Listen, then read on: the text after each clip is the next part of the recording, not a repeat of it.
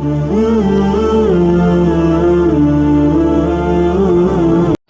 علیکم ورحمۃ اللہ وبرکاتہ۔ سورہ توبہ آیت نمبر 24۔ نحمده ونصلي على رسوله الكريم، اما بعد، فاعوذ باللہ من الشیطان الرجیم، بسم اللہ الرحمن الرحیم۔ رب اشرح لي صدري ويسر لي امري واحلل عقدة من لساني يفقهوا قولي ربي زدني علما۔ إلا تنصروه فقد نصره الله۔ اگر تم حضور صلی اللہ علیہ وسلم کی مدد نہیں کرو گے تو کچھ پرواہ نہیں اس کی مدد تو اللہ نے اس وقت بھی فرمائی تھی جب منکرین حق نے اسے اس حال میں پکا سے نکالا تھا کہ وہ صرف دو میں کا دوسرا تھا۔ یاد کرو جب وہ دونوں اس غار یعنی میں تھے، جب وہ اپنے ساتھی سے کہہ رہا تھا کہ غم نہ کرو، اللہ ہمارے ساتھ ہے، اس وقت اللہ نے ان پر سکینت نازل فرمائی اور اس کی مدد ایسے لشکروں سے کی جن کو تم نہیں دیکھ سکتے تھے، اور منکروں کی بات اس نے نیچی کر دی اور اللہ کی بات اونچی بھی رہی۔ اللہ زبردست ہے، وہ بڑی حکمت والا ہے۔ پچھلی آیات میں منافقین کا تذکرہ، اللہ نے بے نیازی کا اظہار فرمایا۔ اب ان آیات سے بے نیازی کے بہت سے دلائل یعنی مزید دلائل وضاحت کے انداز میں یا وضاحت کے لیے پیش کیے جا رہے ہیں کہ پیغمبر اللہ کے لیے ہوتے ہیں، اللہ کے کلمے کو بلند کرنے کے لیے ہوتے ہیں۔ اگر تم اس کا ساتھ نہیں دو گے اور تم یہ سمجھو گے کہ اگر ہم نے اس کا ساتھ نہ دیا تو اس کا کام رک جائے گا، تو یاد رکھو کہ جس رب نے ہجرت سے لے کر بلکہ مکہ کے اندر مکی دور میں ہجرت کے موقع پر اور اب تک جس اللہ نے اپنے رسول کی مدد فرمائی، اپنے مسلمانوں کی مدد فرمائی، وہ اللہ آگے بھی اس کی مدد فرمائے گا۔ اللہ تمہاری مدد کا محتاج نہیں ہے۔ یاد رکھو کہ اللہ رسول کی مدد کے اوپر رسول کی مدد کے لیے ہر وقت موجود تھا، موجود ہے اور موجود رہے گا۔ یاد رکھو وہ دن اب اللہ نے خاص طور پر اس دلیل کے اندر کہ کیسے اللہ کو تمہاری ضرورت نہیں ہے، اللہ نے خاص طور پر اس واقعے کو یہاں مینشن کیا کہ جب تم نے رسول کو کس طرح سے مکہ سے نکلنے پر مجبور کر دیا تھا، ہجرت پر مجبور کر دیا تھا، اس حال میں گھر سے نکالا کہ وہ صرف دو میں سے تیسرا تھا، ایک حضرت محمد صلی اللہ علیہ وسلم، دوسرے ابوبکر صدیق، اور اس کے بعد آپ صلی اللہ علیہ وسلم کے بعد کون تھا؟ آپ کا داؤد تھا۔ سارا قریش آپ کے خون کا پیاسا بنا ہوا تھا۔ یاد ہے نا آپ کو وہ ساری کہانی، ساری اسٹوری؟ اس وقت تم دیکھو کہ تم نے نکالا۔ اس سفر میں آپ صلی اللہ علیہ وسلم کو یہ اندیشہ تھا کہ آپ کا یقیناً تعاقب کیا جائے گا۔ مکہ سے نکلے ہیں تو اللہ کے حکم پر آپ نے غار ثور میں قیام کیا، اور اس غار ثور میں بھی ظاہر بات ہے کہ جب صبح وہ دیکھتے کہ فجر کے وقت آپ نہیں نکلے اور پھر وہ گئے بھی اندر تو وہاں سے نہیں کو پایا انہوں نے۔ جب وہ دیکھتے کہ نہیں ہے تو انہوں نے تعاقب تو کرنا تھا، اور جب انہوں نے تعاقب کرنا تھا تو تیز ترین گھوڑوں پہ چلتے تھے، وہ پا لیتے آپ صلی اللہ علیہ وسلم کو۔ تو وہ کہتے ہیں آپ صلی اللہ علیہ وسلم نے یہاں پہ بتایا کہ اندیشہ تھا، لہٰذا ہم نے پھر غار ثور میں قیام کیا۔ اب یہ جو قیام ہے یہ اللہ کے حکم سے 3 دن پہ محیط ہو گیا، 3 دن چلے گئے، اور وہی موقع ہے کہ جب تعاقب کرنے والے بالکل غار کے تہانے پہ پہنچ گئے، بالکل قریب پہنچ گئے۔ اب وہاں پر حضرت ابوبکر صدیق جو ہیں ان کو سخت اندیشہ لگا ہوا کہ ذرا سا وہ گردن نیچی کریں گے یا دیکھیں گے تو ان کو صاف نظر آ جائے گا کہ یہاں اندر کوئی ہو سکتا ہے، اور وہ بات کے اندر آئیں گے تو معاملہ جو ہے وہ ختم ہو جائے گا۔ لیکن آپ صلی اللہ علیہ وسلم کے اطمینان میں، یعنی اس حال میں کہ جب دشمن بالکل سروں پہ کھڑا ہوا تھا، بالکل یعنی آپ سمجھ لیں کہ شاید چند فٹ کا فاصلہ بھی نہیں تھا، آپ کے اطمینان میں کوئی کمی نہیں آئی۔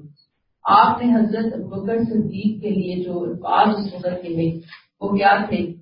اذ یقول لصاحبہ، اپنے ساتھی سے جب آپ فرما رہے تھے کیا؟ لا تحزن ان اللہ معنا، غم نہ کرو، اللہ ہمارے ساتھ ہے۔ دیکھ لیں کس قدر توکل، کس قدر یقین کی کیفیت جو اپنے رب کے بارے میں آپ صلی اللہ علیہ وسلم کو نصیب ہوتی ہے۔ بہرحال انبیاء کرام کا خاصہ ہے یہ اس طرح کا یقین اور اطمینان، لیکن اس یقین اور اطمینان کا کچھ نہ کچھ درجہ اللہ تعالیٰ نے بندہ مومن کو بھی عطا فرمایا ہوتا ہے۔ اس موقع پر مزید کیا ہوا؟ ایک تو یہ کہ آپ صلی اللہ علیہ وسلم کو کوئی فکر، کوئی پریشانی نہیں تھی، آپ کو یقین تھا کہ اللہ ہمارے ساتھ ہے، اللہ اکیلا نہیں چھوڑیں گے۔ دوسرا کیا کیا اللہ تعالیٰ نے؟ فَأَنزَلَ اللَّهُ سَكِينَتَهُ عَلَيْهِ، اللہ نے اس موقع پر آپ صلی اللہ علیہ وسلم پر خاص قسم کی طمانینت، سکینت نازل فرمائی تھی، اور کہا کہ آپ دیکھیے کہ ساتھ میں ایک سکینت نازل فرمائی، تیسری چیز کیا کی؟ وَأَيَّدَهُ بِجُنُودٍ لَمْ تَرَوْهَا، اور اللہ نے ایسے لشکروں سے مدد کی کہ جن کو آپ نہیں دیکھ سکتے، انسان نہیں دیکھ سکتے۔ یہ وہی لشکر ہیں جیسے احد اور بدر سے لے کر مختلف مواقعوں کے اوپر آپ صلی اللہ علیہ وسلم اور لوگوں کی مدد کے لیے اتر رہے تھے۔ یہاں تک کہ کب تک یہ اترتے رہیں گے، اس زمانے کی بات ہو رہی ہے۔ جعل اللہ کلمۃ الذین کفروا السفلی، یہاں تک کہ اللہ تعالیٰ منکروں کی بات کو نیچے کر دے، ان کی بات کو نیچے کر دے، ان کو نیچا دکھا دے، اوپر سرنگوں ہو جائے۔ کلمۃ اللہ ہی العلیٰ، اور اللہ کی بات دین کا بول والا ہو جائے، وہ سر بلند ہو جائے۔ سوچیں کہ جس اللہ نے اپنے پیغمبر کی مدد اتنی زیادہ قدرت اور شانوں کے ساتھ کی، اسے تمہاری کیا ضرورت ہے؟ اللہ کو تمہاری کیا ضرورت ہے یا اس کے پیغمبر کو تمہاری کیا ضرورت ہے؟ وہ اللہ کون ہے؟ اللہ عزیز حکیم، اللہ یقیناً زبردست بھی ہے اور حکمت والا بھی ہے۔ جس کام کو کرنا چاہتا ہے اسے کوئی نہیں روک سکتا، اس کے راستے میں کوئی رکاوٹ نہیں بن سکتا، اور جو کام کرتا ہے اس کے ہر کام میں کوئی نہ کوئی حکمت ہوتی ہے، حکمت سے کوئی کام خالی نہیں ہوتا۔ اب یہاں آپ دیکھیے کہ حضرت ابوبکر صدیق کا کردار بھی ہم یہاں سے پڑھتے جائیں گے کہ ظاہری بات ہے کہ وہ بھی صحابہ میں سے ہی ایک صحابی تھے، 19-20 کا فرق نہیں تھا، لیکن یہاں پہ آ کر کہتے ہیں کہ یہ جو ایک رات انہوں نے یہاں پہ گزاری اور باقی جو ان کی قربانیاں ہیں وہ اتنی زیادہ ہیں کہ وہ عام صحابہ اور ان میں 1 اور 20 کا فرق آ گیا۔ یعنی عام روٹین میں کہا جاتا ہے کہ 19-20 کا فرق ہے، لیکن اس موقع کے اوپر جو ان کی خاص طور پہ قربانی تھی، اس قربانی نے ان کو بہت بلند مقام عطا فرما دیا۔ کہتے ہیں کہ ایک روایت میں آتا ہے حضرت عائشہ رضی اللہ تعالیٰ عنہا آپ صلی اللہ علیہ وسلم کے ساتھ تھے، میری رات کی چاروں بڑا آسمان تھا، تو انہوں نے پھر پوچھا کہ کسی کی نیکیاں، حضرت عائشہ نے کہا کہ کسی کی نیکیاں اس آسمان کے برابر بھی ہیں، تو آپ نے فرمایا کہ ہاں عمر کی۔ وہ دل تھوڑا سا کا ملول ہوا، اچھا پھر میرے والد کے بارے میں اصل میں پوچھنا چاہ رہی تھی کہ ابوبکر کی نیکیاں، آپ نے فرمایا صلی اللہ علیہ وسلم نے کہ ان کی تو 1 رات کی نیکیاں اس تاروں کے برابر ہیں۔ تو عظمت فرماتے ہیں ساری زندگی وہ خواہش کرتے تھے کہ کاش وہ 1 رات میرے حصے میں بھی آئی ہوتی۔ بہرحال یہ نصیب کی بات ہے، جس کو اللہ نے عطا فرمایا، اس بیس پہ عطا فرمایا، اللہ کی حکمتوں کو ہم نہیں سمجھ سکتے۔ کلیئر ہوگی بات؟ اب یہاں سے چھوٹا سا سبق میرے اور آپ کے لیے بھی ہے، وہ یہ کہ ایک تو اللہ کے اوپر بھروسہ اور توکل، دوسرا یہ کہ اللہ اپنے بندوں کی مدد لازمن فرماتے ہیں، جیسے بھی فرمائیں، جس طرح بھی فرمائیں. وہ عزیز بھی ہیں اور وہ حکیم بھی ہیں کہ جب کوئی کرنا چاہتے ہیں تو کوئی نہ روک سکتا ہے نہ رکاوٹ ڈال سکتا ہے، اور وہ اپنا ہر کام حکمت کے مطابق کرتے ہیں. اور تیسری چیز یہاں سے جو بار بار پتہ چلتی ہے وہ یہ کہ جب نیکی کا موقع آئے تو پھر انسان ٹال مٹول نہ کرے. جیسے حضرت ابوبکر صدیق پتا تھا کہ اب آپ صلی اللہ علیہ وسلم کے ساتھ نکل رہے ہیں، جان ہتھیلی پھٹا کے نکل رہے ہیں، لیکن نکلے ہیں، قربانی دی ہے، کوئی سستی نہیں، کوئی ٹال مٹول نہیں. اللہ نے کس قدر اجر لکھ دیا کہ قیامت تک ہم خوبصورت باتوں کو، ان خوبصورت گھڑیوں کو آپ کے بارے میں منسوخ کر کے پڑھتے رہیں گے اور مورال اپنا ہائی کرتے رہیں گے، اپنے ایمان کا لیول ہائی کرتے رہیں گے. تو خلاصہ کیا ہے کہ نیکی کا موقع جب آتا ہے تو بار بار نہیں آتا. انسان کو کوشش کرنی چاہیے کہ اس نیکی کے موقع کو جلد از جلد حاصل کرے اور اپنے حصے میں اس کا اجر سب کروا لے، لکھ لے. یہ ہو گئی یہ بات. آیت نمبر 41 انفروا خفافا وثقالا (بریکٹ اے مومنو اس جنگ کے لیے بریکٹ نکلو، خواہ تم ہلکے ہو یا بوجھل سامان کے ساتھ، یعنی معمولی سامان کے ساتھ ہو یا بھاری سامان. خفافا وثقالا، ہلکے ہو یا بوجھل نکلو، اپنے مال اور اپنی جان سے اللہ کے راستے میں جہاد کرو اگر تم جانو تو یہ تمہارے لیے بہتر ہے.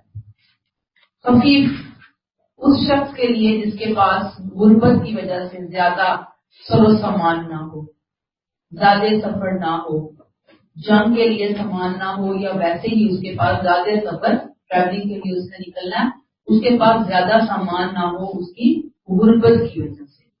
اور دوسرا ہے ثقال، وہ جو سر و سامان سے بھرا ہوا ہے یا اسلحہ سے لیس ہے. ثقال فرمایا دونوں حالتیں ہیں، نہیں ہے تھوڑا ہے تب بھی، زیادہ ہے تب بھی، دونوں حالتوں میں کیا کرنا ہے؟ انفرو، نکلو، ٹال مٹول مت کرو، عذر بہانے مت پیش کرو. وجاہدوا باموالکم وانفسکم فی سبیل اللہ، کیا کرنا ہے؟ اللہ کی راہ میں اپنی جانیں اور اپنے مال لگا دو. یہ جو حکم ہے نا خاص طور پر انفرو، یہ کہتے ہیں نفیر عام، اعلان عام. جنگ کا موقع ہے، میں آپ کو انٹروڈکشن میں بتا چکی کہ تبوک کس قسم کا موقع تھا. بہت ضرورت تھی، یعنی کہ انفرادی جو انسانوں کی جو قوت ہوتی ہے اس کی بھی، اور اس کے علاوہ مادی ساز و سامان کی بھی ضرورت تھی. تو ہر لحاظ سے نفیر عام تھا، اعلان عام تھا کہ لوگ جو ہیں وہ نکلے. یعنی اب یہاں پہ کسی کو ایگزام نہیں کیا جا سکتا تھا، عذر نہیں لیے جا رہے تھے اس موقع کے اوپر، اللہ یہ کہ جو واقعی ہی مجبور تھا. اب یہاں پہ کیا کہا؟ ذالکم خیر لکم ان کنتم تعلمون، یہ تمہارے لیے بہتر ہے. کیا بہتر ہے؟ نکلنا اور اپنی جانوں اور مالوں سے اپنے دین کی سربلندی کے لیے اپنی پوری انرجی لگا دینا، اپنی کوششیں لگا دینا، یہ تمہارے لیے بہتر ہے.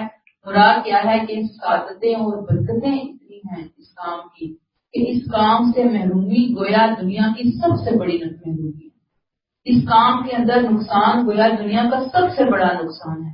اگر تم اس بات کو سمجھ جاؤ تو یہی نکلنا، یہی جہاد، یہی کوشش تمہارے لیے سب سے بہترین کوشش ہے. آیت 42 لو کان عرضا قریبا، اے نبی صلی اللہ علیہ وسلم اگر فائدہ نزدیک اور سفر ہلکا ہوتا تو یہ لوگ ود ان بریکٹ منافق ضرور تمہارے ساتھ ود ان بریکٹ غزوہ تبوک میں بریکٹ کلوز نکلتے، مگر یہ منزل ان پر کٹھن ہو گئی. اب یہ اللہ کی قسمیں کھائیں گے، اگر ہم نکل سکتے تو ضرور تمہارے ساتھ نکلتے. یہ اپنے آپ کو ہلاکت میں ڈال رہے ہیں کیونکہ اللہ جانتا ہے کہ یہ بالکل جھوٹے ہیں. اس میں جو لفظ آیا ہے نا شقہ، پہلے ہم اس کو دیکھ لیتے ہیں. شقہ ایسی مسافت جو ایک مسافر طے کرتا ہے، سفر ڈیوریشن، یعنی کہ جیسے آپ نے یہاں سے اگر لاہور جانا ہے وہ جو درمیان میں کہتے ہیں نا کہ لاہور یہاں سے اگر 100 میل دور ہے یا 200 میل دور ہے، اس جو درمیان کی جو مسافت ہے فاصلہ، اس کو شکا بولتے ہیں. وعودت علیہم شکا، یہ بتا رہا ہے ہمیں کہ منافقین کی جو کمزوریاں ہیں ان میں سے ایک کمزوری کی طرف یہاں اللہ تعالیٰ نے تنبیہ کی ہے، جو خاص طور پر غزوہ تبوک کے سفر کے موقع پر ان کو پیش آئیں اور سامنے آئیں ان کی طرف سے. ہم پڑھ کر آئے تھے کہ یہاں غزوہ تبوک میں مسلمانوں کا مقابلہ کن کے ساتھ تھا؟ ہاں جی، جو روم جیسی طاقتور، منظم، پاورفل تعداد میں بہت بڑی فوج کے ساتھ مسلمانوں کا مقابلہ تھا.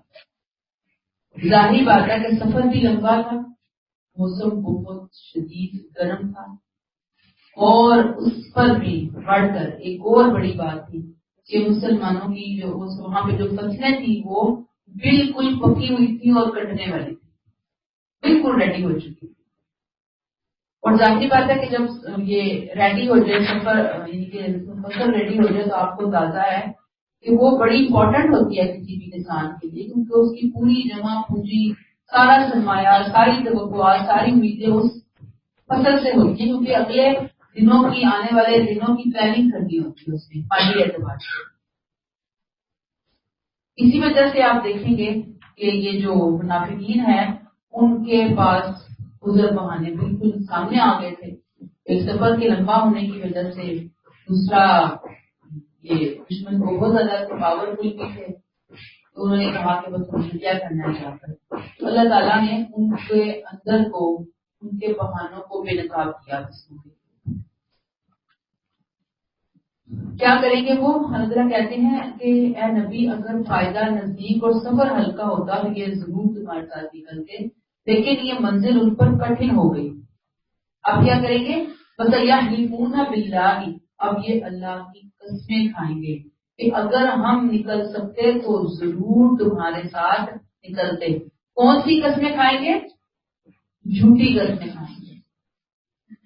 کہتے کیا کہ ہاں ہاں ہم تو ضرور نکلتے.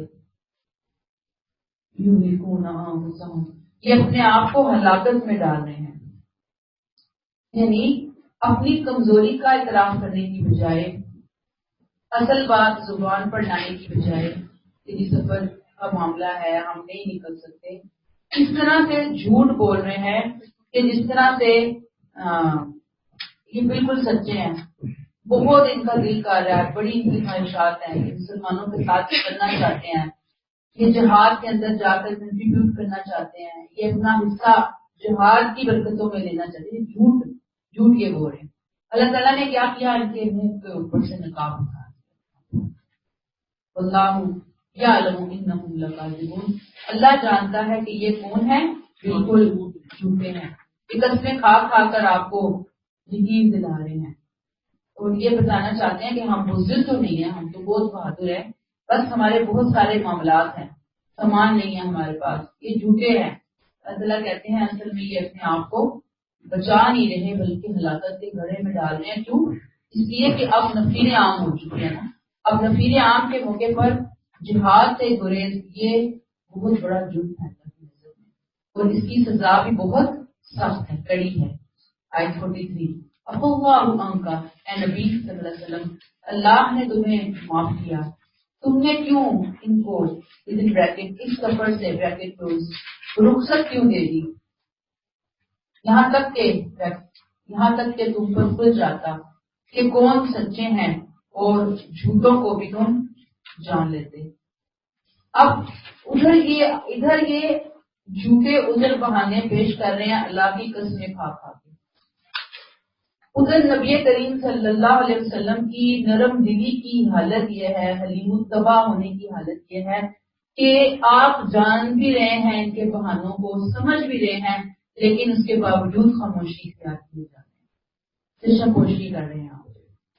اللہ تعالیٰ نے آپ صلی اللہ علیہ وسلم کی ان صفات کی بہت تعریف بھی فرمائی ہے، لیکن ظاہری بات ہے کہ اب ہر موقع پر اگر یہ صفات سامنے آئیں تو جو غلط لوگ ہیں وہ اس سے ناجائز فائدہ اٹھاتے ہیں، انہیں شہ ملتی ہے. یہیں پر آپ صلی اللہ علیہ وسلم کو روکا گیا کہ بھئی انہیں تو غزوہ تبوک سے فرار کا منافقین کو ایک اچھا بھلا بہانہ مل گیا، عذر مل گیا کہ ایک آ کر آپ کے سامنے عذر بہانے پیش کیے جھوٹے، ادھر سے آپ صلی اللہ علیہ وسلم سے ان کو چھٹی مل گئی کہ اچھا ٹھیک ہے مان لیا آپ صلی اللہ علیہ وسلم سے۔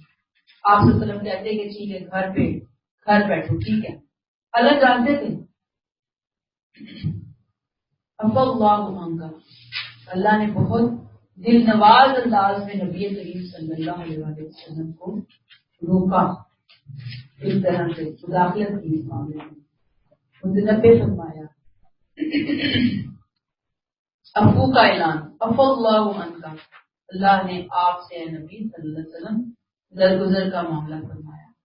ظاہری بات ہے کہ یہ آپ صلی اللہ علیہ وسلم کو عتاب نہیں ہے، آپ پہ غصے نہیں ہے اللہ تعالیٰ، آپ کو سرزنش نہیں فرما رہے، بلکہ توجہ دلوا رہے ہیں کہ منافقین آپ کی اجازتوں سے اور دلیر ہو رہے ہیں، آپ کی کریم النفسی سے غلط فائدہ اٹھا رہے ہیں، ان کی مکاری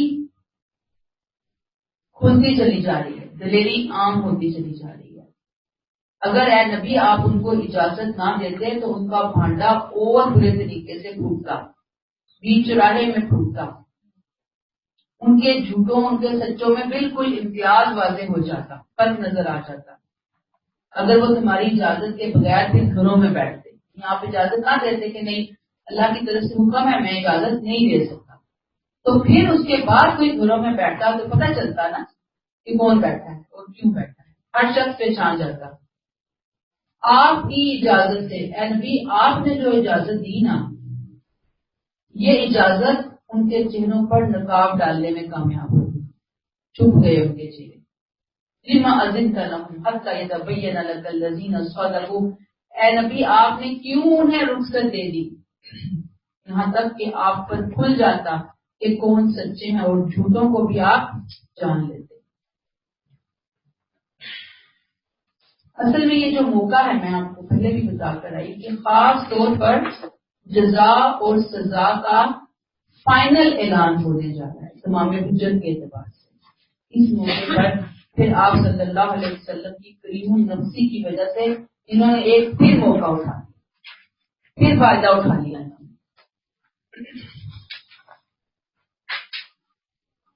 آیت نمبر 44، لا يستأذنك الذين يؤمنون بالله، جو لوگ اللہ اور آخرت پر سچا ایمان رکھتے ہیں وہ کبھی تم سے اپنی جان و مال کے ساتھ جہاد سے رخصت مانگنے نہیں آئیں گے، اللہ ان کو خوب جانتا ہے جن کے عذر حقیقی ہیں اور بریکٹ لوگ اور جو اس سے ڈرنے والے ہیں۔ اب یہاں اللہ تعالیٰ نے مخلص اور منافق کے درمیان فرق بتا دیا کہ جو اللہ اور آخرت پر سچا اور پکا ایمان رکھتے ہیں وہ نہیں آئیں گے آپ کے پاس کیا کرنے کہ ہمیں جہاز سے چھٹی چاہیے، چھٹی کی درخواست نہیں لے کر آئیں گے، اپلیکیشن ہی لے کر آئیں گے کہ لیو دے دیں ہمیں۔ اللہ اپنے ایسے متقی لوگوں سے بہت اچھی طرح سے واقف ہے۔ چھٹیاں مانگنے کون آتے ہیں، رخصتیں لینے کے لیے کون آتے ہیں یہاں پر؟ ظاہری بات ہے کہ جو ظاہر میں اللہ اور اس کے رسول کے ساتھی بنے ہوئے ہیں لیکن اندر سے ان کے دل بالکل ایمان سے خالی ہیں، یا ایمان کچھ ہے اور کچھ نہیں، ڈاواں ڈول ہیں، تذبذب کا شکار ہیں، جہاں دیکھتے ہیں فائدہ، جہاں دیکھتے ہیں آسانیاں ادھر فوراً اسی طرف ہو جاتے ہیں، اس گروپ کی طرف ہو جاتے ہیں۔ اللہ تعالیٰ نے یہاں پہ بتا دیا کہ اہل ایمان، پکے اہل ایمان کی یہ نشانی۔ اب یہاں سے ایک لیسن، آج کا مفہوم تو یہی تھا لیکن لیسن ہمارے لیے بہت بڑا نکلتا ہے اور وہ کیا ہے کہ ایک مخلص اور سچا مومن اس کو اپنی حقوق اللہ اور حقوق العباد کے حوالے سے ساری ذمہ داریوں کا پورا احساس ہوتا ہے۔ اس کے سامنے اللہ کی رضا ہوتی ہے، اس کے سامنے آخرت کا بے پناہ اجر ہوتا ہے، اس کے سامنے دنیا میں اللہ کی طرف سے ملنے والی آسانیاں، رحمتیں، فضل، کرم اور برکتیں ہوتی ہیں. لہذا وہ دین کی کسی ذمہ داری کو اپنے لیے بوجھ نہیں سمجھتا. وہ دین کے کسی معاملے کو کھیل تماشا نہیں سمجھتا.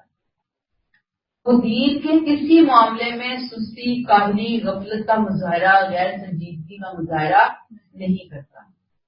وہ مختلف عذر بہانوں سے جان نہیں چھڑاتا. حقیقت نا اللہ علیم بالمتقین، ایسے متقیوں کو اللہ جانتا ہے، اللہ کے علم میں ہے.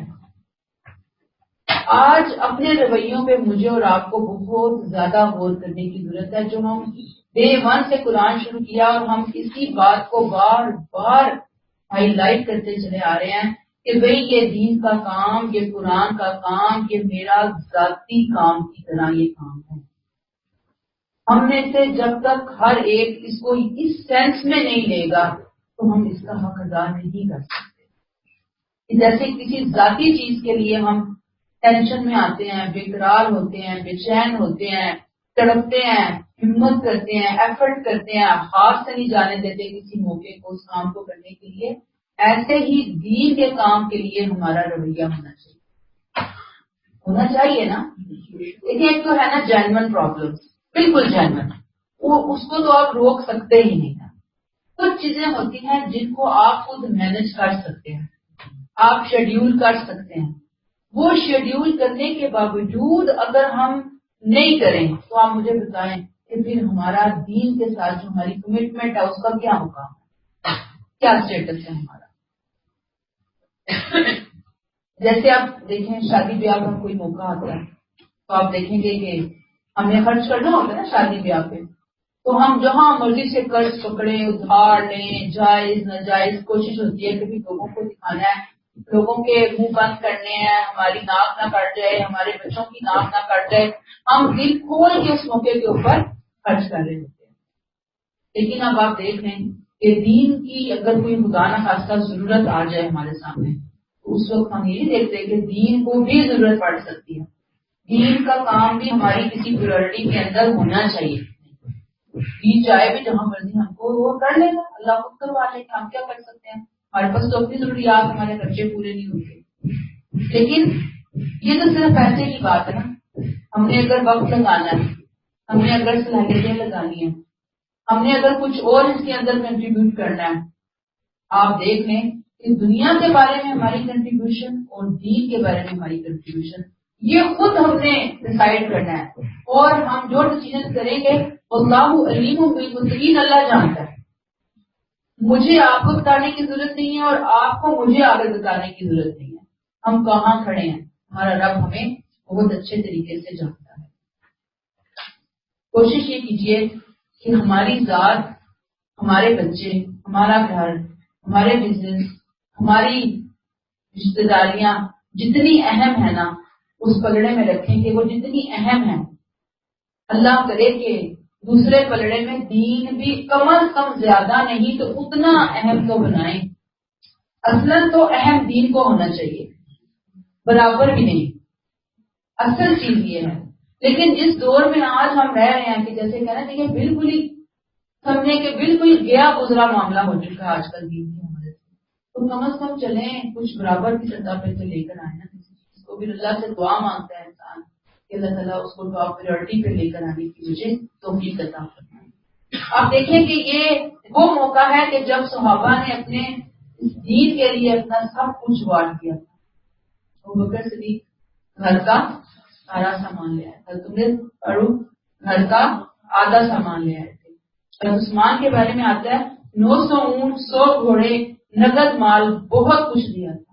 اور وہاں وہ غریب صحابہ بھی تھے کہ جو پاس کچھ نہیں تھا، صرف اس کام کے لیے انہوں نے پوری رات ایک یہودی کے وہاں پہ کنویں پہ پانی بھرا اور پھر اس کے بدلے صبح مٹھی بھر کھجوریں جو تھی چند کھجوریں لے کر آئے جو اتنی بابرکت تھی کہ آپ نے کہا کہ اس کو سارے ڈھیر کے اوپر ڈال دیجیے، کہ ان کا مذاق بھی اڑایا گیا. آپ دیکھیے کہ اتنا لمبا سفر ہے، 30,000 کا لشکر ہے. لشکر کے لیے بھی کھانے کا انتظام ہے، جانوروں کے لیے بھی کھانے پینے کا انتظام ہے. تو کو پیسے تو چاہیے تھے نا. اب اس موقع کے اوپر عذر بہانے بجائے کہ کنٹریبیوشن ہو، بڑھ چڑھ کر کنٹریبیوشن ہو، اور وہاں پہ عذر بہانے انسان کر دے. اور جیسے آج میں کہتی ہوں کہ دین کو آج بھی بہت ہی ضرورت ہے، بہت زیادہ ضرورت ہے. تو دین کی ضروریات سے طرف نظر نہیں کیا جا سکتا. اپنا جو حصہ جس انداز میں ڈال سکتا ہے، کہتے ہیں تن من دھن، جو جہاں جو لگا سکتا ہے اللہ سے دعا مانگ کر لگائیے کہ اللہ ہمیں چنیے، ہمیں راستے بتائیے، ہمیں جگہ بتائیے، ہمارے لیے توفیق اور آسانیوں کا معاملہ کیجیے کہ اللہ ہم آپ کے دین کے لیے کچھ کر سکیں. اللہ تعالیٰ ہم سے کام لیجیے. آپ اپنی دعاؤں کے اندر یہ دعا لازمی شامل کیجیے. اور جب ہم اپنی دعاؤں کے اندر یہ دعا شامل کریں گے تو توفیقیں اللہ نے دینی ہیں، راستے اللہ نے کھولنے ہیں، وہ کوئی کسی کے لیے نہیں کھول سکتا. اور یقین کیجیے کہ میرا تو تجربہ یہ ہے کہ ہر انسان کی جو اس کی نیت ہوتی ہے، جو اس کا خلوص ہوتا ہے، جو اس کا پیچھے سے ارادہ ہوتا ہے، جو اس کی ایفرٹ اور کوشش ہوتی ہے، اللہ پھر اس کو چنتے بھی، اللہ اسے دین کا کام لیتے بھی ہیں. اور یاد رکھیے کہ دین کا کام لینے سے مراد یہ نہیں ہے کہ آپ یہاں پہ بیٹھے اور درس دینا شروع کر دیں. دین کے کام میں کنٹریبیوشن کی سینکڑوں شکلیں ہیں. اب یہ اللہ سے دعا مانگیں کہ اللہ تعالیٰ آپ ہمیں چنیں، آپ ہم سے کام لیجیے. کوئی بھی بندہ ایسا نہیں ہو سکتا کہ جو کہے کہ جی میرے میں تو صلاحیت نہیں، میں تو گناہ نہیں کر سکتی. ہر بندہ کچھ نہ کچھ کر سکتا ہے. کیا کر سکتا ہے یہ اب آپ میں سے آپ ہر ایک کو خود پتہ لگانا ہے اپنے بارے میں. ٹھیک ہے. آیت نمبر 45 انما یستأذنک الذین، رخصت مانگنے کے لیے تو صرف وہی لوگ آتے ہیں جو اللہ اور روز آخرت پر ایمان نہیں رکھتے، یا جن کے دل شک میں مبتلا ہیں اور وہ اپنے اسی شک میں حیران بھٹک رہے ہیں. اس کی طرف اشارہ ہے، منافقین کی طرف اشارہ ہے کہ اپنے ایمان اور کفر کے درمیان ڈاماڈول ہے. کمپیوٹر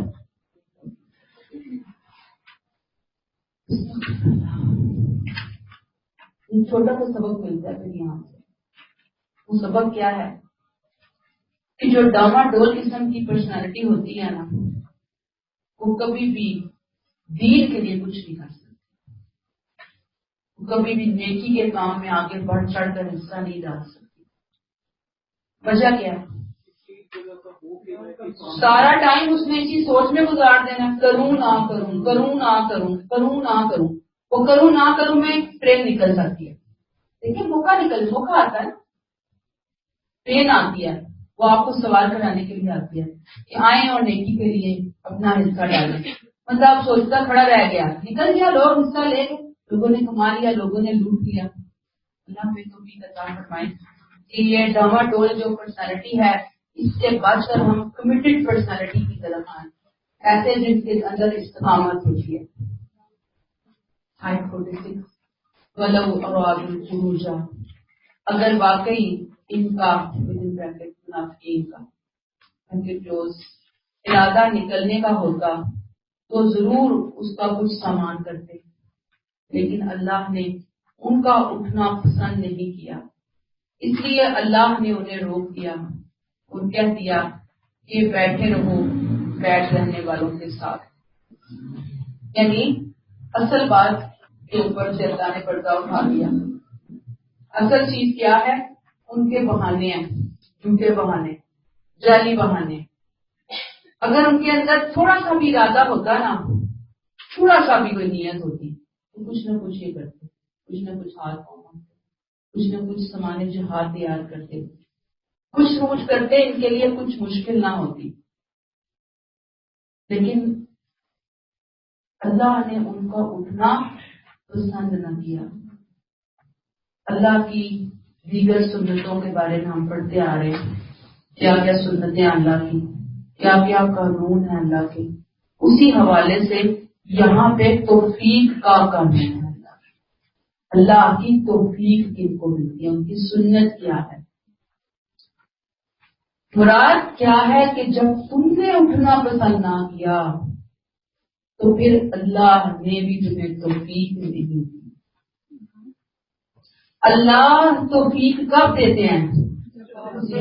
جب کوئی توفیق لینا چاہتا ہے. جب آپ کے اندر کچھ ہوتا ہے نا پھر آپ اللہ سے دروازہ کھلوا لیتے ہیں، بالکل ایسے کہ جیسے وہ بچہ اپنی ماں کے ساتھ چمٹ ہی جائے، لے کر دے، صبح بھی دے، دوپہر بھی، شام بھی، اگلے دن یہ رٹ لگا لیتے ہیں، کر بھی لیتا ہے نا. یہ تو ماؤں کا آئیڈیا ہے نا اس چیز کا. تو مانگنے والے لے لیتے ہیں توفیق تو خود ہوتی ہے نا، بندہ پھر کھولتا ہے خود کو. اللہ نے بھی تمہیں توفیق، تم نے اٹھنا پسند نہیں کیا تو اللہ نے بھی تمہارا اٹھنا پسند نہیں کیا. مراد یہ ہے، دیکھیں کتنا طنز ہے نا ان آیتوں کے اندر، اور کتنا اسلوب کے اندر ایک طرح سے اللہ کی ناراضگی ہے، غصہ ہے، اللہ کی بے نیازی ہے. تم نے کیا اٹھنا تھا؟ اللہ نے تمہارا اٹھنا پسند نہیں کیا. بیٹھے رہو آرام سے، مت کرو میرے دین کی کوئی حرکت، مت اٹھو تم میرے دین کے لیے، مت ڈالو اپنا کوئی حصہ. یہ بتایا جا رہا ہے یہاں پہ. تم بھی کیا کہا؟ اللہ نے انہیں روک دیا، وَقِيلَ اقْعُدُوا مَعَ الْقَاعِدِينَ، اور کہہ دیا بیٹھ رہنے والوں کے ساتھ. بوڑھے، بچے، عورتیں، معذور، وہی گھر میں بیٹھتے ہیں نا. اللہ نے کہا تم بھی بیٹھو، تمہارے لیے بھی یہی چیز جو ہے یہ بہتر ہے. گویا جب اللہ نے انہوں نے یہ پسند کیا تو اللہ نے بھی ان کو حوصلوں سے محروم کر دیا. اور یاد رکھیں آج جس دور میں میں اور آپ رہ رہے ہیں کہ اپنے باقی کوششیں تو کرنی ہی ہوتی ہیں، بہت بڑی کوشش حوصلے کی کوشش ہے. حوصلہ تو کریں، آپ عزم تو کریں، آپ ارادہ تو کریں. آپ دیکھیں کہ آگے رستے اللہ تعالیٰ آسان فرماتے ہیں یا نہیں فرماتے. تو پتہ کیا چلا کہ نیکی کی توفیق کہاں سے ہوتی ہے؟ اللہ کی طرف سے ہوتی ہے. کب چھینی جاتی ہے؟ جب انسان کی اپنی نیت خراب ہوتی ہے، اس کے اندر طلب نہیں چھین لیتے ہیں. آیت 47 لو خرجوا فیکم ما زادوکم، حقیقت یہ ہے کہ اگر یہ لوگ تمہارے اندر شامل ہو کر نکلتے تو تمہارے لیے خرابی ہی بڑھانے کا باعث ہوتے، اور تمہارے درمیان ان کی ساری دوڑ دھوپ فتنہ انگیزی کے لیے ہی ہوتی. تمہارے اندر ایسے بھی ہیں جو ان کی سن لیتے ہیں. اللہ ان ظالموں کو خوب جانتا ہے. اللہ تعالیٰ کہتے ہیں کہ اگر یہ آپ کے ساتھ نہ نکلے نا، اللہ کی مسجد ٹھیک ہے، یہ فسادی قسم کے لوگ ہیں، انہوں نے تمہارے ساتھ جا کر تمہارے لیے مصیبتیں ہی کھڑی کر دی ہیں. بعض لوگ ہوتے ہیں نا کہ الٹا فائدہ دینے کی بجائے وہ نقصان ہی کا سبب بن رہے ہوتے ہیں. یہاں پہ وہی بتایا کہ ساری ان کی بھاگ دوڑ تمہارے لیے کوئی نہ کوئی فتنہ کھڑا کر دے. تو خرجوا فیکم ما زادوکم الا خبالا، تمہارے لیے خرابی ہی کرتے ساری کی ساری. تمہارے درمیان ان کی ساری دوڑ دھوپ فتنہ انگیزی کے لیے ہوتی. وفیکم سماعون لہم، تمہارے اندر ایسے بھی ہیں جو ان کی سن لیتے ہیں. کون ہے تمہارے اندر ایسے؟ سادہ لوگ مسلمان، کمزور مسلمان ایمان کے اعتبار سے، جن کی سادہ لوہی کی وجہ سے یہ منافقین ان کو چکما دینے میں کامیاب ہو جاتے ہیں. چکنی چپڑی باتوں کے ساتھ فتنہ انگیزی کے لیے کچھ نہ کچھ راستہ بنا لیتے ہیں، نکال لیتے ہیں. فرمایا واللہ علیم بالظالمین، اللہ ان ظالموں کو اچھی طرح جانتا ہے. گویا یہاں پہ اللہ تعالیٰ نے مسلمانوں کو بھی ان منافقین کی، ان فتنہ بازوں کی فتنہ انگیزی سے خبردار کر دیا. یاد رکھو کہ یہ فتنے بڑی تیزی سے آگ پکڑ لیتے ہیں. اس آگ کو راستہ نہ دینا، اس کو کوئی مہلت نہ دینا، اس کے لیے کوئی ماحول نہ بنانا. لہذا بہتر ہے ان لوگوں کے لیے کوئی پریشان ہونے کی ضرورت نہیں ہے، تڑپنے کی ضرورت نہیں ہے. اگر یہ نہیں گئے تو نہ جانا ہی اچھا تھا مسلمانوں بہتری کی صورت. بالکل اللہ ان ظالموں سے اچھی طرح واقف ہے، اور جب واقف ہے تو ان کو پھر کیسے کردار تک بھی پہنچائے گا. اللہ علیم بالظالمین، یہ علیم دھمکی کے انداز میں ہے کہ جو واقف ہے پھر وہ ان کو پوچھ بھی لے گا، وہ ان سے نپٹ بھی لے گا. آپ پریشان نہ ہوئیے. آیت 48 لقد ابتغوا الفتنة، اس سے پہلے بھی یہ لوگ فتنہ انگیزی کی کوشش کر چکے ہیں اور تمہارے لیے معاملات کا الٹ پھیر کرتے رہے ہیں، یہاں تک کہ ان کی مرضی کے برخلاف حق آ گیا اور اللہ کا حکم ظاہر ہو گیا۔ اس سے پہلے بھی یہ لوگ، اس سے پہلے سے مراد منافقین کی پچھلی شرارتوں کا حوالہ ہے، یعنی اس موقع پہ کیا پیچھے سے بھی جب سے مدینہ آپ صلی اللہ علیہ وسلم تشریف لائے ہیں، ان کی منافقت، ان کی فتنہ بازی، ان کا فساد جاری اور ساری ہے۔ بارہا انہوں نے مسلمانوں کو نقصان پہنچانے کی، ذکر پہنچانے کی پوری کوششیں کی ہیں، فساد برپا کرنے کے لیے۔ کچھ سے کچھ معاملے کو بگاڑ کر انہوں نے کر دیا، صرف اپنے مفادات کی خاطر۔ اب یہاں پہ قرآن نے ہنٹ دی ہے، لقد ابتغوا الفتنة من قبل، اس سے پہلے بھی یہ کوشش کر چکے، وقلبوا لك الأمور، تمہارے لیے معاملات کا الٹ پھیر کرتے رہے، پہلے بھی یہ کرتے رہے ہیں۔ ان کا تو مزاج ہی ایسا ہے، ان کی نفسیات ایسی ہے، ان کی ہسٹری ہی ایسی ہے، اور یہ ہسٹری اس وقت مسلمانوں سے ڈبی ڈبی نہیں، انہیں پتا تھا کہ یہ لوگ کر رہے ہیں۔ اب اللہ نے یہاں پہ صرف حوالہ دے دیا، حتی جاء الحق، یہاں تک کہ حق آ گیا، حق آ گیا، وظہر امر اللہ وہم کارہون، اور ان کی مرضی کے برخلاف حق آ گیا، اللہ کا حکم ظاہر ہو گیا، اب وہ ناپسند کرتے ہیں تو تھوڑا سا ہم دوہرا رہے ہیں۔ جنگ احد پہ کیا کیا تھا انہوں نے، یاد ہے؟ 300 کا لشکر عبداللہ بن ابی لے کر این مسلمانوں کے سامنے لے کر وہ نکلا، حوصلہ توڑنے کے لیے۔ آپ سوچیں اتنا بڑا وار تھا اس کے لیے۔ ایسے ہی غزوہ مریسی تھا، اس میں انصار اور مہاجرین کے درمیان انہی کی فتنہ بازیوں سے لڑائی ہوتے رہ گئی۔ پھر واقعہ اس کے اوپر انہوں نے کتنی بڑی تہمت جڑ دی اور پوری اسلامک سوسائٹی کے اندر آگ لگا دی تھی۔ غزوہ حنین کے موقع کے اوپر مال غنیمت کی تقسیم کا معاملہ آیا تھا، اس موقع پر انہوں نے ایک فتنہ بازی کو کرنے کی کوشش کی، یعنی فتنہ بازی پیدا کرنے کا کوئی موقع انہوں نے ہاتھ سے جانے نہیں دیا۔ یہ مراد ہے یہاں مسلمانوں کی کوئی کامیابی ان کو اچھی نہیں لگتی، جل بجھ کے کہتے نا کوئلہ ہو جاتے تھے، اور پھر کہتے تھے کہ کوئی موقع آئے اور ہم ان کو نقصان پہنچائے۔ اسی کی طرف اللہ تعالیٰ نے یہاں پر اشارہ کیا اور ساتھ ہی اللہ نے بتا دیا کہ جب اللہ نے چاہا جاء الحق، اپنے جب آنا ہوتا ہے تو اس کو نہیں کوئی روک سکتا، وہ آ کر رہتا ہے۔ اصل بات ہے کہ کچھ لوگ تو کمیٹڈ ہونا، کچھ لوگوں کی کمٹمنٹ حق کو پھر لے آتی ہے۔ ایسے نالائق لوگوں کی کمٹمنٹ اپنی نالائکی کے اندر، کفر کے اندر، فتنے کے اندر، فساد کے اندر، وہ حق کے اوپر بار بار پردہ ڈالنے کی کوشش کرتے ہیں، حق کو چھپانے کی کوشش کرتے ہیں، لیکن کمیٹڈ لوگ کیا کرتے ہیں، وہ بار بار حق کو سامنے لے آتے ہیں۔ پھر یہ جنگ اور یہ کشمکش تو قیامت تک جاری ہو جاتی ہے۔ ہمیں بس اپنی کوششیں کرنی ہیں، ہمیں اپنا آپ جو ہے وہ ثابت کرنا ہے۔ جی قرآن یعنی کہ آپ صلی اللہ علیہ وسلم اسلام کا بول بالا ہو گیا۔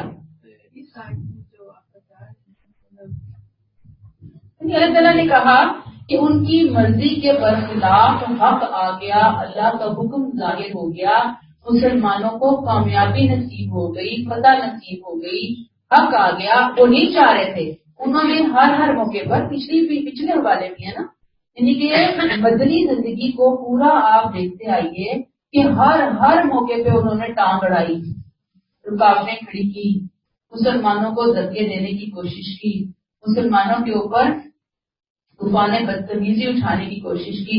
اس کے باوجود حق غالب ہو کر رہا، اس کے باوجود اسلام کو سربلندی، اسلام کا بول بالا ہو کر رہا۔ یہ نہیں چاہتے تھے، نہ چاہیں، ان کے نہ چاہنے سے کیا ہوتا ہے؟ ٹھیک ہے، آیت 49 وَمِنْهُمْ مَن يَقُولُ ائْذِنْ وَلَا تَفْتِنِّي، ان میں ایسے بھی ہیں، ان میں سے مراد منافقین جو کہتے ہیں کہ مجھے رخصت دیجیے مجھے فتنے میں نہ ڈالیے. سن لو یہ فتنے میں تو پڑ ہی چکے اور اب دوزخ ان منکروں کو گھیرے ہوئے ہیں. یہ ان منافقین کی طرف اشارہ ہے جنہوں نے جنگ تبوک میں نہ جانے کے لیے یہ منافقانہ قسم کا عذر پیش کیا تھا. یہ کیا کہتے ہیں؟ مجھے رخصت دیجیے، ولا تفتنی، مجھے فتنے میں نہ ڈالیے، ہمیں فتنے میں نہ ڈالیے. کہتے ہیں کہ ہمیں روم جانے کے لیے نہ کہیے.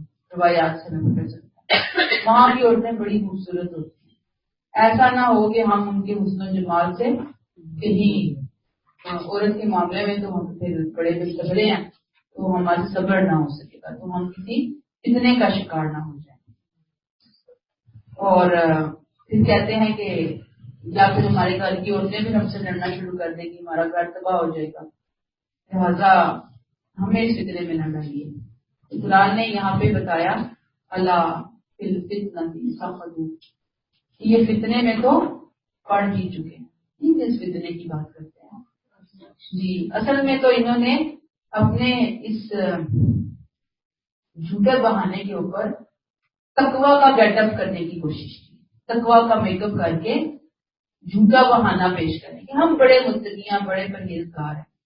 مسلمانوں کو یہاں پہ خاص مسلمانوں کو ایک شیطان کے حدے سے یہ آگاہ کر دیا کہ ابلیس جو ہے نا وہ تقوی کے بھیس میں بھی برآمد ہوتا ہے، حملہ آور ہوتا ہے.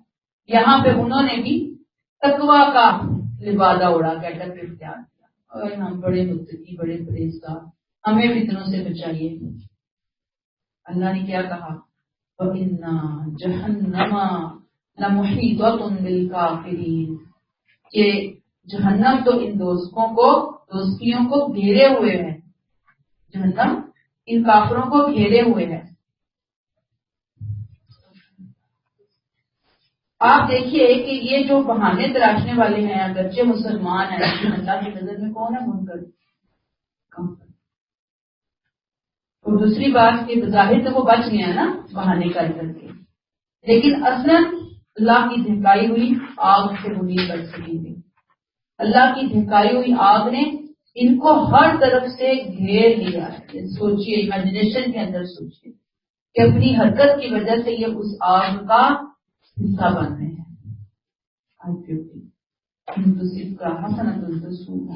کوئی بات اے نبی، اے لوگوں مسلمانوں، اگر آپ کو کوئی اچھائی کامیابی نصیب ہوتی ہے تو انہیں دکھ ہوتا ہے. اگر آپ کو کوئی مصیبت پہنچتی ہے تو یہ کہتے ہیں وجن بریکٹ اچھا ہوا، بریکٹ دوست ہم نے تو پہلے ہی اپنا بچاؤ کر لیا تھا، اور خوش خوش واپس لوٹتے ہیں. یہ پھر ان کے اندر کا پردہ، اندر کا شیطان نمایاں کیا گیا. ان کے عذر، ان کے بہانے تو کیا ہیں؟ ایسے ہی ہیں، اوپر کا پردہ ہے. اصل میں تو ان کے دلوں کے اندر صرف بدخواہی ہی بھری ہوئی ہے. اگر آپ کو کوئی کامیابی ملتی ہے، اچھائی ملتی ہے تو انہیں دکھ ہوتا ہے. اگر مصیبت پہنچے تو کہتے ہیں شکر الحمدللہ ہم ان کے ساتھ ہی تھے، ہم تو پہلے ہی الگ ہو گئے تھے، ہم تو پہلے ہی نکل آئے تھے. آیت نمبر 51 قُلْ لَن يُصِيبَنَا إِلَّا مَا كَتَبَ اللَّهُ لَنَا، ان سے کہیے ہمیں صرف وہی چیز پہنچے گی جو اللہ نے ہمارے لیے لکھ رکھی ہے، وہی ہمارا مولا ہے. اور ایمان والوں کو اللہ ہی پر بھروسہ کرنا چاہیے. یعنی یہ اگر آپ پہ کسی مصیبت کے آنے پر خوش ہوتے ہیں تو انہیں بتا دو ہمیں تو وہی پیش آتا ہے جو ہمارے رب نے ہمارے لیے لکھا ہوتا ہے، اس کے حکم سے آتا ہے، اس کی مرضی سے آتا ہے. ہی مولانا، وہی ہمارا مولا ہے، وہی ہمارا ساتھی ہے. جو کچھ بھی ہمارے ساتھ پیش آتا ہے اسی میں ہی ہمارے لیے دنیا اور آخرت کی خیر ہے، بھلائی ہے. اگر تم ہمارے لیے کسی مصیبت کو چاہتے ہو تو ہمیں پورا یقین ہے، ہمارا ایمان ہے کہ وہ تمہارے کہنے سے نہیں آئے گی، وہ رب کے چاہنے سے آئے گی، رب کی عزت سے آئے گی، رب کی اجازت سے آئے گی. اور جب وہ آئے گی تو ظاہری بات ہے اس مصیبت کے اندر بھی ہمارے لیے خیر ہی ہوگی. بات یہ ہے یہاں پر یہ لیسن دیکھیں اس وقت کے مسلمانوں سے لے کر قیامت تک کے لوگوں کے لیے ہے.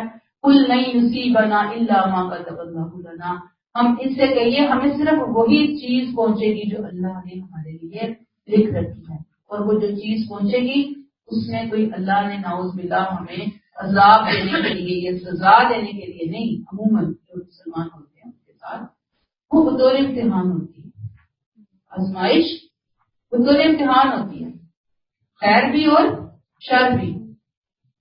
شر ہے اس کا بھی اجر ہے، اس کی بھی برکت ہے، اس کا بھی فضل ہے.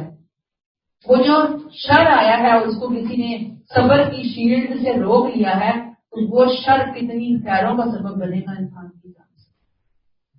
یہی بات بتا دی، ہوا مولانا، وہ تو ہمارا، وہی تو ہمارا مولا ہے.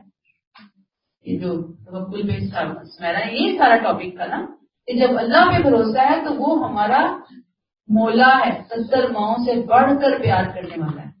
جو اس نے بھیجی ہے اس میں سے خیر کے راستے نکالے گا، ہمارا رب جانتا ہے. یاد رکھیے کہ جب بھی آزمائش آتی ہے سبق یہی ہے تو مومن کو اپنی کمزوریوں کی اصلاح کرنی ہے، صبر کرنا ہے، توبہ کرنی ہے، اللہ کی طرف اور جھکنا ہے. نہ کہ یہ وہ ناراض بچوں کی طرح بیٹھ کے زمین پہ جو ٹانگیں مار مار کے چیزیں بنانا شروع کر دیں گے، کیوں میں ہی کیوں میں ہی کیوں میں ہی کیوں. نہیں، انسان بس سوچے اور اپنے رب کے اوپر چھوڑ دے کہ اگر میں نے پوری کوشش کی اس کے باوجود ہی آیا تو اس میں میرے رب کی کوئی رضا ہوتی، یقیناً رضا ہوتی ہے. اور اگر کوئی نعمت ملتی ہے تو پھر انسان نعمت کو حق ادا کرنے کی کوشش کرے. تو کل حل تربصون بنا، ان سے کہہ دیجئے کہ تم ہمارے معاملے میں جس چیز کے منتظر ہو وہ اس کے سوا کیا ہے کہ 2 بھلائیوں میں سے ایک بھلائی ہے. لیکن ہم تمہارے معاملے میں جس چیز کے منتظر ہیں وہ یہ ہے کہ آیا اللہ تم کو خود اپنے پاس سے عذاب دے گا یا ہمارے ہاتھوں. سو اب تم بھی انتظار کرو اور ہم بھی تمہارے ساتھ انتظار کر رہے ہیں. طرف سے ہے کسی معاملے کے ختم یا پورا ہونے کا انتظار. جیسے کپڑوں کی قیمت کے بارے میں ہم کہتے ہیں نا کپڑوں کے لیے سیل لگنے والی ہے، گرمیوں کی سیل آ رہی ہے، تو وہ ہم جو سیل کے ٹائم کا انتظار ہو رہا ہوتا ہے نا کہ کب سیل لگے گی اور کب میں جاؤں گی، وہ یہ جو درمیان کا ٹائم ڈیوریشن ہے اور یہ جو انتظار ہے نا، اس انتظار کو عربک میں تربص بولتے ہیں. انتظار کرو، تم بھی انتظار کرو اور ہم بھی انتظار کرتے ہیں کہ اونٹ کس کروٹ بیٹھتا ہے. خاص طور پر تبوک کے موقع کے اوپر کیونکہ حالات بہت نازک تھے. اب ان کا خیال یہ تھا کہ جا تو رہے ہیں مسلمان، ادھر لاکھوں کی فوج ہے اور یہاں ہزاروں کا کی تعداد ہے مسلمانوں کی، تو یہ انتظار کیا کرتے کہ شاید اب ہمیں کوئی اچھی خبر سننے کو مل جائے. اچھی خبر کیا؟ مسلمانوں کا خاتمہ ہو جائے. تو اللہ نے یہاں پہ کہا کل حل تربصون بنا، ان سے کہیے کہ تم ہمارے معاملے میں جس چیز کے منتظر ہو وہ اس کے سوا کیا کہ 2 بھلائیوں میں سے ایک بھلائی. کیا پتا ہے؟ یا پھر شکست ہے. شکست میں بھی بھلائی ہے اور فتح میں بھی بھلائی ہے. مسلمانوں کے لیے تو ہر حال میں بھلائی ہے. اگر کوئی چیز فتح کامیابی کی شکل میں ملتی ہے تو ظاہری بات ہے شکر ادا کریں گے، اور اگر نہیں ملتی، ناکامی ملتی ہے مسلمانوں کو، پھر کچھ لوگوں کو شہادت ملے گی، کچھ لوگوں کو خدا نخواستہ زخم ملیں گے، کچھ لوگوں کا کچھ اور نقصان ہوگا، جذباتی جذباتی کوئی بات نہیں، صبر کریں گے، اس کے اوپر اپنے رب سے ہم اجر سے مٹنے والے بن جائیں گے. اپنی کمزوریوں کی اصلاح کریں گے، اور جب اصلاح کریں گے تو ظاہری بات ہے کہ اللہ کی طرف سے اور نصرت کا وعدہ ہوگا اور مدد آئے گی. لیکن ہم تمہارے معاملے میں نحن نتربص بکم ان یصیبکم اللہ بعذاب من عنده او بایدینا، ہم تمہارے معاملے میں جس چیز کے منتظر ہیں وہ یہ ہے کہ آیا اللہ تم کو خود اپنے پاس سے عذاب دے گا یا ہمارے ہاتھوں سے دلوائے گا. یہ وہی عذاب ہے جو رسول کے اتمام حجت کے بعد قوم کی طرف آتا ہے. یا قوم توبہ کر لیتی ہے یا قوم کو دنیا میں ہی ختم کر دیا جاتا ہے، غرق کر دیا جاتا ہے، اور جو رسول کے ساتھی ہوتے ہیں ان کو وہاں سے نکال دیا جاتا ہے، دارالہجرت کر دیا جاتا ہے، اور پھر یا آسمان سے عذاب آتا ہے یا رسول کے اس کے ساتھیوں کی تلواروں کے ساتھ ان کا خاتمہ کر دیا جاتا ہے۔ کلیئر ہوگی بات؟ یہاں سے بھی ہمارے لیے ایک چھوٹا سا سبق ہے، وہ سبق کیا ہے کہ نیکی کا موقع سامنے ہو، یہ دیکھ کر مت بیٹھے رہیں کہ دوسرا کر لے گا، مجھے نہ اٹھنا پڑے، مجھے نہ کرنا پڑے، مجھے نہ قربانی دینی پڑے، دوسرے دے دیں قربانی۔ یہ اچھا رویہ نہیں ہے، یہ پسندیدہ رویہ نہیں ہے۔ ہر انسان کی کوشش یہ ہو کہ یہ نیکی کا موقع مجھے مل جائے۔ جیسے کپڑوں کی سیل لگتی ہے نا، کاٹی کاٹی ایسے ساتھ پٹول ہو رہی ہوتی ہے دوسرے کی، دین بھی سیل، لوٹ سیل ہے نیکیوں کی، ایسے آگے بڑھ بڑھ کر انسان کے نہیں مجھے موقع ملے۔ اللہ تو ٹھیک دے ہمیں اور قبول فرمائے۔ آیت 53 خود اپنے اپنے نفاق کو چھپانے کے لیے یہ کچھ نہ کچھ خرچ کرنے کے لیے بھی تیار ہو جاتے ہیں، چھپانے کے لیے نا جھوٹ بولتے ہیں۔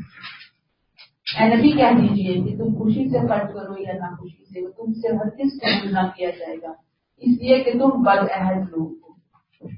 اظہار کراہیت، اظہار نفرت منافقین سے، کہ منافقت کے ساتھ تم خوشی نہ خوشی سے جو بھی دو لوگوں کو دھوکہ دینے کے لیے نا، نمازیں بھی تو پڑھتے تھے، آپ کو پتا ہے، دھوکہ دینے کے لیے کچھ صدقہ خیرات بھی کر دیتے تھے کہ ہم اللہ کے وفادار ہیں۔ اللہ تعالیٰ نے کہا نہیں، یہ جو تم نمائش کے لیے خرچ کرتے ہو، لگے بندے خرچ کر رہے ہوتے ہو، اس کا اللہ کو اس کی ضرورت نہیں ہے۔ اللہ کو ایسے کسی مال کی ضرورت نہیں ہے جو ایسے اس کو سر سے اتار کر دے دیا جائے۔ اللہ ایسے کسی مال کا اجر نہیں دیتے، اللہ کی صرف پاک کا اجر دیتے ہیں جو پورے اخلاص کے ساتھ ہو، سجدے کے ساتھ ہو، اس کے دین کی خدمت کے لیے ہو۔ تو جب وہاں پہ اخلاص ہے ہی نہیں، خرچ کرتے رہو، خوشی سے دو نہ خوشی سے دو، اللہ قبول نہیں کرے گا کیونکہ تم بدعہد لوگ ہو۔ خیر ہوگی بات، تھوڑا سا سبق پھر وہی بات کہ جب بھی کوئی کام کریں اللہ کی فرمانبرداری کی حوالے سے تو کوشش یہ کریں کہ اس کے اندر نیت کے ساتھ ساتھ دل کی خوشی کریں، اور ظاہری بات ہے کہ جب خوشی کریں گے تو ہی اللہ اس کو قبولیت کا درجہ عطا کرے۔ اس کے ساتھ پھر ایک اور کام بھی کیا جاتا ہے کہ دل کی خوشی کے ساتھ ساتھ انسان نافرمانیوں سے پرہیز کرنا، بچنے کی کوشش کرنا، اور اگر نافرمانیاں نہیں ہیں تو پھر آپ جتنی مرضی نیکیاں کرتے جائیں وہ ایسے ہی ہے کہ اوپر سے ٹینک میں پانی ڈال رہے ہیں اور نیچے سے ٹوٹی پڑی ہوئی ہے